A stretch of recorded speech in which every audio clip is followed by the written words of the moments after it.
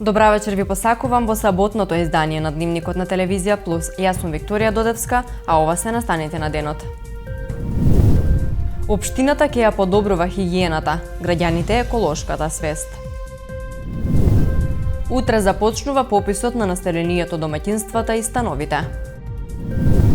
Регионални спортски надпревари на пензионерите во Куманово.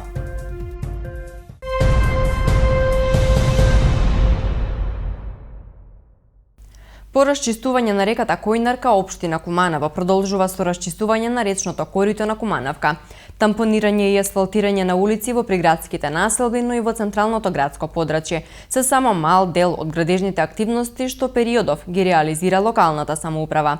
За следните активности на општината повеќе од изјавата на градоначалникот Максим Димитриевски. Во моментов имаме поголем број на активности на територија на општина Куманово, градежни активности, почнувајќи од чистење на речното корито на река Кумановка, дополнително изградба на поголем број на нови улици на локации на Зелен рид, во населба Карпош, населба Ајдучка чешма, во централно градско подрачје реконструкција на постоечки улици и дополнително ќе продолжиме со вложување во изградба на нови спортски терени и тоа во село Романовци, Агино село, село Пчиња, каде што сакаме капацитетите и можностите за реализација на спортски активности да се зголемат и во руралните средини. Акцент ќе ставиме дополнително и на хигиена и на одржување на улиците. Во оваа прилика апелирам до граѓаните контролирано да го изфрлаат сметот, еве го чистиме речното корито, но за жал гледам дека ден по тоа откако е изчистено, по тоа се носат нови количини на смет и се изфрлаат. И имаме јавното предпријатие Чистота и зеленило дава услуги за изфрлање на шут, градежен и така натаму, со претходно јавување на фирмата тоа може да се организира. Едноставно ние не можеме како општина да изчистиме толку многу колку што самите граѓани можеме да загадиме и да уништиме. Еден апел за сите да се грижиме самите за хигиената во градот дополнително за да ни биде поубав и чист. Утре во 8 часот започнува пописот на населението, домаќинствата и становите, соопштија денеска надлежните на пресконференција. Пописот ќе заврши на 30 септември, а во тој период во Државниот завод за статистика ќе функционира контакт центар каде граѓаните ќе може да се информираат за сите прашања или нејасноти кои би ги имале. Утре започнува пописот на население, домаќинства и станови, соопштија денеска надлежните на пресконференција. Директорот на Државниот завод за статистика Апостол Симовски истакна дека се е подготвено за утрешниот старт на попишувањето и упати апел до граѓаните со доверба да ги примаат попишувачите. Оваа акција, како што рече, е од интерес за сите нас и е привилегија и чест да се учествува во пописот со самото тоа што секој еден од нас ќе одговори на поставените прашања. Тоа значи грижа за подобар живот за себе, но и за идните генерации. Податоците од пописот представуваат основа за подобро утре за нас и за нашите деца, рече тој. Заменик директорот на Државниот завод за статистика Илми Селами пак во своето обраќање се осврна на протоколот за спроведување на попис во време на ковид и заштитните мерки кои се пропишани во истиот. Попишувачите максимално ќе ги почитуваат и применуваат заштитните мерки пропишани, но исто така апелираше и граѓаните да ги почитуваат пропишаните мерки за сите да се чувствуваат безбедно. Како што е познато, пописот на население, домаќинства и станови започнува на 5 септември во 8 часот, а ќе заврши на 30 септември во 20 часот. Во тој период во Државниот завод за статистика ќе функционира контакт центар, каде граѓаните ќе може да се информираат за сите прашања или нејасноти кои би ги имале.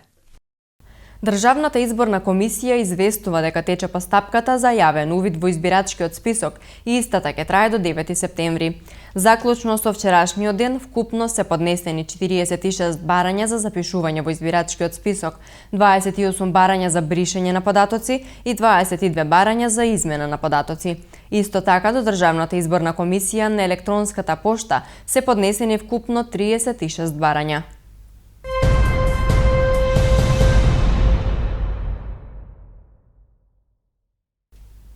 Сдруженијето на пензионери од Куманово денеска беше домаќин на 25-тите регионални спортски надпревари на пензионери. Членовите на здруженијата од 6-тиот регион во земјава се надпреваруваа во неколку дисциплини, а победниците ќе учествуваат на републичките надпревари во Велес. Спортската манифестација ја отвори градоначалникот Максим Димитриевски. Куманово денеска беше домакин на 25-тото издание на регионалните спортски надпревари за пензионери, на кои учествуваат членови на Здруженијата на пензионери од 6-тиот регион во земјава, Крива Паланка, Злетово, Кратово, Пробиштип и Куманово. Традиционалните спортски надпревари се во организација на Сојузот на Здруженијата на пензионерите на Македонија, а се одржаа на атлетската патека и на игралиштето во Средното техничко училиште Наце Буѓони. Председателот на Здруженијето на пензионери од Куманово, Благи Акимовски, пред присутните ја истакна одличната соработка со општина Куманово кога станува збор за реализација на проекти во интерес на пензионерите, постакувајќи му успех на претстојните локални избори на градоначалникот Максим Димитриевски. Овие игри представуваат една сосема мал дел од севкупните активности кои што ги имаат здруженијата на пензионерите, а они се насочени кон обезбедување на што подостоинствен живот на пензионерите. Односно, на овој начин сакаме да настојуваме да се движат, сакаме да настојуваме да се релаксираат, сакаме да се дружат, со тоа што нивниот пензионерски живот да поминува што попријатно. И пак ќе се надпреваруваат во трчање до 60 метри и трчање до 80 метри, ќе има фрлање на ѓуле, ќе има скок од место, ќе има шутирање на мали голчиња и ќе има фрлање на во кошарка. Од соработката сме задоволни и презадоволни. Здруженијето на пензионери е невладино, непартиско, хуманитарно здружение, кое што во својот состав има од разни политички партии. Вие слушнавте тука дека ние имаме 15.000 членови. И националност, ние го зафаќаме и Липково, и Старо Нагоричино, и Куманово. И ние му пожелуваме на Максим Димитриевски успех, сакаме успех да оствари на овие избори. Очекувам денес од сите председатели да влијаат кај нивните такмичари, да овие такмичењата се одбиваат во фер и чиста борба. Секој сака да биде прв, меѓутоа таков е такмичењата се такви да еден ќе победи, да му честитаме на тој што победи. Бидете убедени дека на крај сите ќе испаднеме победници. Здруженијето на пензионери е едно од најбројните и најактивните во градот. Општина Куманово летово првпат воведе бесплатен јавен превоз за највозрастната категорија граѓани со ниски примања, а во иднина ќе се работи и на проширување на капацитетите на домот за оваа група граѓани, рече во своето обраќање градоначалникот Димитриевски, прогласувајќи ги за отворени регионалните надпревари на пензионерите. Се чувствувам многу убаво кога го гледам тој ентузијазам на оваа генерација на луѓе од трета доба.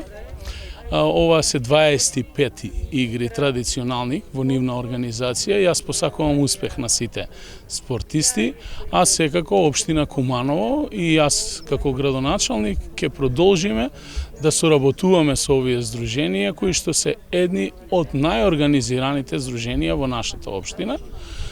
Горди сме на нашите родители, дедовци и баби кои што и на тие години по одмината возраст даваат една ваква активност, а гледам дека има и луѓе во одлична физичка кондиција кои што без разлика што се пензионери можат повторно да покажат врвни спортски резултати. Настанот се организира на ново изградените спортски терени во комплексот на Средното техничко училиште Наце Буѓони во Куманово и верувам дека ќе ја видат и нивната функционалност денеска на дело. Победниците во сите категории на денешните надпревари ќе учествуваат на републичките пензионерски спортски надпревари на 29 септември во Велес. Вкупно 564.488 граѓани до вчера примиле 2 дози од вакцината против COVID-19, информира Министерството за здравство.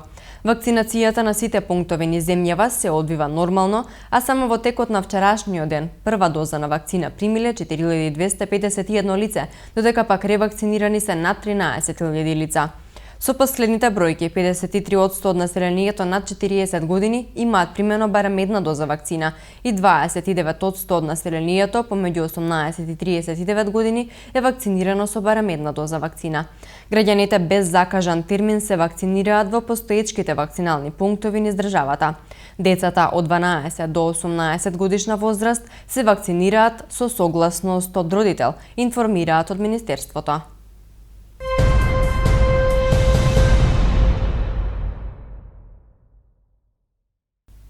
Во организација на Сдруженијето Етно Ризница од Куманово вчера вечер во Занечискиот дом се одржа фестивалот Денови на Балканска етно ризница. На целовечерниот концерт присутните имаа можност да слушнат еврејски романси. Повеќе детали за фестивалот од изјавите што следуваат. Оваа година Сдруженијето Етно Ризница воспостави соработка со еврејската заедница во Македонија. Впрочем, еврејскиот и македонскиот народ имаат многу нешта заеднички. Соработката се искачи на едно така малку повисоко ниво. Во оваа прилика би сакал да го споменам господин Мориц Романо, кој всушност го работел она што Етно Ризница го работи на североисточниот дел од нашата земја, значи ги собирал староеврејските песни, сефардски, кои од Шпанија, Португалија, Сараево до широк сокак на Битола се пееле, во Битола се пееле на начин нашите македонци пееле македонски песни, евреите пееле еврејски песни и на тој начин ги поминувале своите серенади. Господја Берта Романо Николич, ќерката на господин Мориц Романо, ни излезе во пресрет и ни ги на некој начин отстапи песните за вечерва подготвени само 9, кои маестро Глигор Гелебешев ги има преработено во аранжман за да станат сефардски романси. Бидејќи соработката со Етно Ризница говори многу повеќе, тоа мене лично ме испровоцира да старите македонски песни бидат испеани и да ги доближиме едноставно во начин во едно оперско пеење или класично пеење до народот. Народот ги знае овие песни и некако сакавме и оперското пеење да го приближиме и самото тоа, самиот збор Етно Ризница говори дека треба овие работи да бидат заеднички. Месечина Царева девојко е една прекрасна песна која што ми беше посочена нели од организаторот на Етно Ризница и јас со задоволство ја прифатив и аранжираше Игор Трајковски.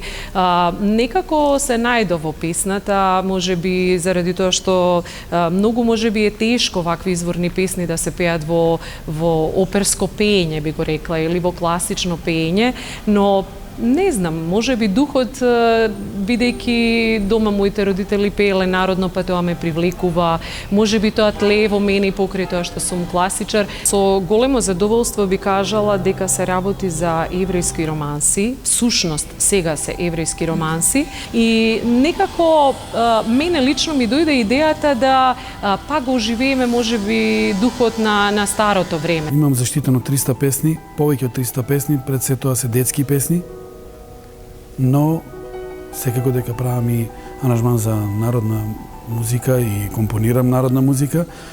Оваа вечер ќе настапи нашиот, мислам, најпознат бенд од Куманова. Еве како одминува времето, тие се повеќе се наметнуваат на македонската музичка сцена. Тоа е Челик бенд, кој морам да ги пофалам за и во вакви тешки услови за нивна исклучителна ангажираност. Значи, повеќето бендови пејачи во оваа време, невреме со корона кризата, велат зашто да снимам кај ќе настапам, тие го мислат спротивното и нон-стоп одат понатаму, чекор понатаму учествува на фестивали со нови проекти, со нивни авторски песни. Така се случи и ова соработка. Веќе 3 години поред настапувавме на фестивалот, на Кумановскиот фестивал Тумба Фест. Исто така сме фестивалски оркестар кој настапува и ги прати најубавите вокали од естрадата на Македонија. Вечерва така одлучивме со колегите, седевме и што ќе да направиме некој убав, интересен македонски сплет од македонски извори на народни песни и одлучивме да ги снимаме Болен лежи млад Стојан, Море сокол пие и Севдалино мале моме кои ќе ги слушнете вечерва. Изминатата ноќ во периодот од 23 до 5 часот спроведена е акцијска контрола за санкционирање на возачи кои управуваат возила под дејство на алкохол, при што санкционирани се 102 возачи. Тие били исклучени од сообраќајот, соопшти МВР.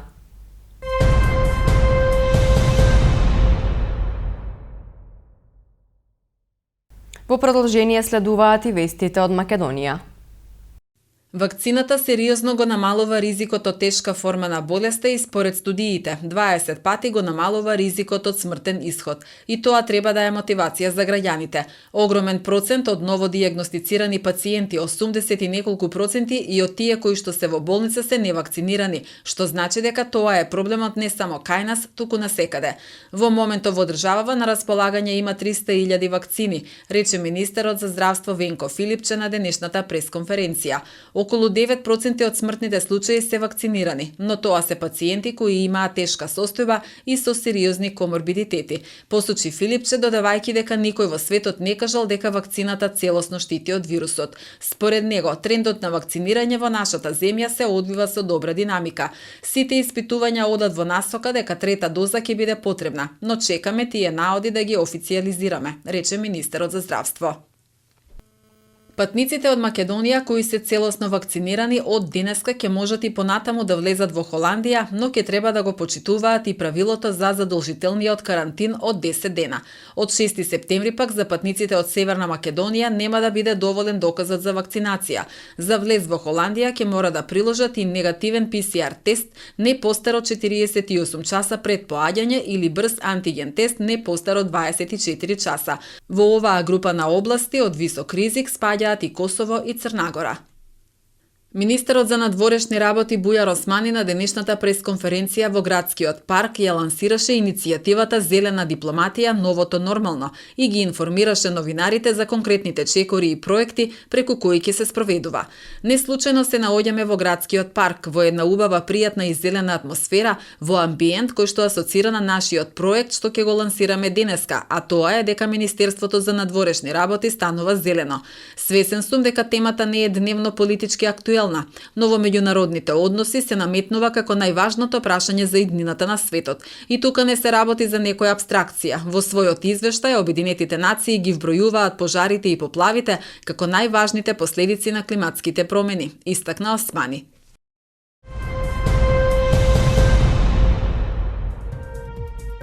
Времето денеска во Куманово беше сончево со максимална температура од 28 степени и минимална која изнесуваше 10 степени Целзиусови. За утре метеоролозите најавуваат облачно време со локални врнежи од дожд и дневна температура која ќе биде 26 степени, додека утринската ќе изнесува 12 степени Целзиусови.